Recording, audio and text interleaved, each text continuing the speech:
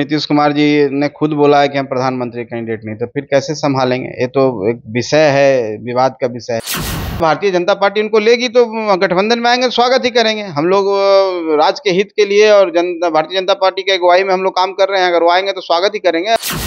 नमस्कार, Bihar in short देख रहे हैं आप और मैं हूं आपके साथ अविनाश। इस वक्त हमारे साथ बिहार सरकार के पूर्व मंत्री और हम पार्टी के राष्ट्रीय अध्यक्ष संतोष सुमन जी हैं। आज आपके पार्टी में कई लोग हैं जदयू के, वो सदस्यता जो है ग्रहण किए हैं, क्या कहना चाहेंगे सबसे पहले? देखिए, आपके माध्यम से मैं सबका स्वागत करना चाहता हूँ। जो भी आए हैं सबका स्वागत है, और निश्चित तौर पर कोई साथी जब जुड़ता है तो ताकत बनती है, और जब एक हो के काम करेंगे तो हमारी पार्टी की जो विचारधारा है उसमें हम आगे बढ़ने की कोशिश करेंगे और सफलता भी पाएंगे। जदयू से नीरज पटेल जी है, जो वो जदयू छोड़ के आपके पार्टी में आए हैं।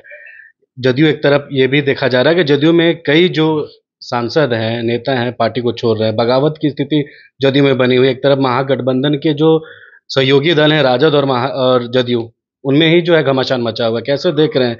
अब जदयू, राजद के एमएलसी हैं, लगातार जदयू के मंत्री पर सवाल खड़े कर रहे हैं। आखिर जदयू का औचित्य कैसे देख रहे हैं आप? देखिए, ये सब दुर्भाग्यपूर्ण है किसी भी गठबंधन के लिए। जब आप गठबंधन किए हैं और मजबूती से आगे बढ़ने के लिए जनता को विश्वास दिलाए हैं, और उस विश्वास पर आप खड़े नहीं उतर रहे हैं, जब एक दूसरे के साथ लड़ाई कर रहे हैं किन्हीं ऐसे मुद्दों के लिए जो मीडिया में नहीं आना चाहिए, बाहर नहीं आना चाहिए, जो लोकतंत्र के एक तरह से हम कहें कि एक क्राइम है, वो हत्या के समान है कि जो विधायिका के बात हो चाहे कार्यपालिका की बात हो, अगर बाहर आता है तो आपने जो पद और गोपनीयता की शपथ खाई है उसके खिलाफ है।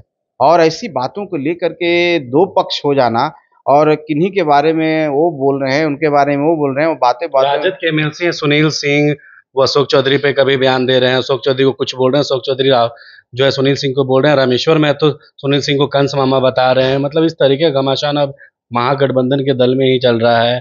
और बात एक तरफ महागठबंधन ये करती है कि दिल्ली संभालेंगे नीतीश कुमार। इसको कैसे देख रहे हैं? क्या लग रहा है नीतीश कुमार जो है दिल्ली संभाल पाएंगे? क्योंकि ये चर्चाएं काफी तेज है। देखिए, पहले तो नीतीश कुमार जी ने खुद बोला है कि हम प्रधानमंत्री कैंडिडेट नहीं, तो फिर कैसे संभालेंगे? ये तो एक विषय है, विवाद का विषय है। लेकिन मैं इतना ही कहूँगा, जो एक गठबंधन नहीं संभल रहा है, एक पार्टी नहीं संभल रहा है, वो देश को कैसे संभालेंगे? देश के सामने एक परसेप्शन तो देना ही पड़ेगा ना कि हम मजबूत हैं, एकजुट हैं। वो एकजुटता का परिचय नहीं दे पा रहे हैं, तो हम नहीं समझते हैं कि ये सब कोई बातें होनी है।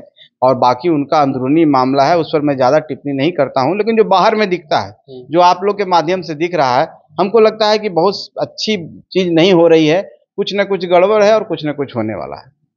तेजस्वी यादव पे चार्जशीट हुआ है बीते दिनों, कैसे देख रहे हैं? नीतीश कुमार के साथ हैं तेजस्वी यादव, चार्जशीट दायर किया गया, अभी विदेश में है। क्या लग रहा है समीकरण जो है कैसा होगा आगे? यार नीतीश कुमार को क्या स्टैंड लेना चाहिए?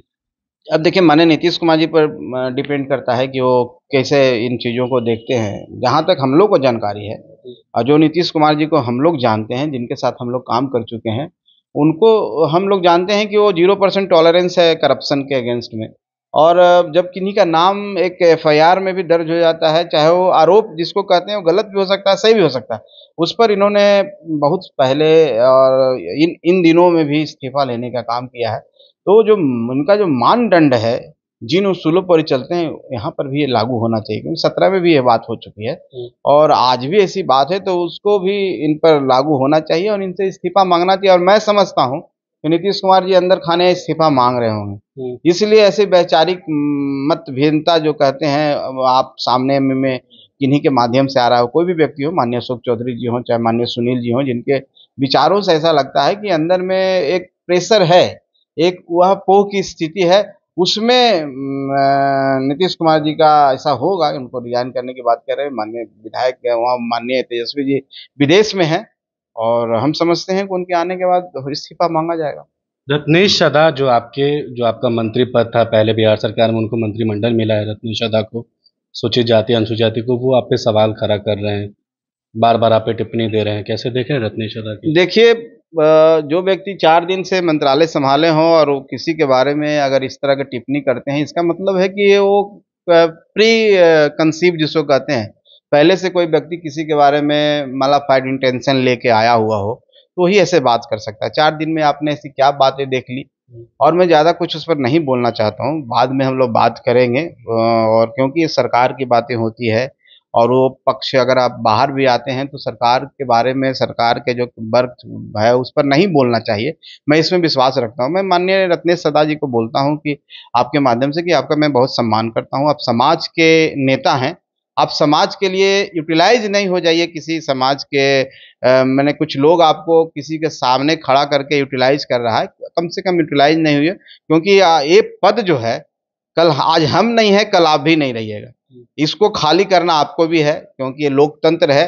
कल हो सकता है जनता आपको वहाँ पर हरा दे, चाहे आपको शिकत खानी पड़े, आप विधायक न रहें, तो कल आपका समाज आपके साथ खड़ा नहीं रहेगा। तो ये सब बातें नहीं करना चाहिए। दूसरी बात है कि हम तो इस पर बोलना नहीं चाहते हैं, आप लोग उसी को पूछना चाहते हैं, पता नहीं क्या आप लोग का इंटेंशन है।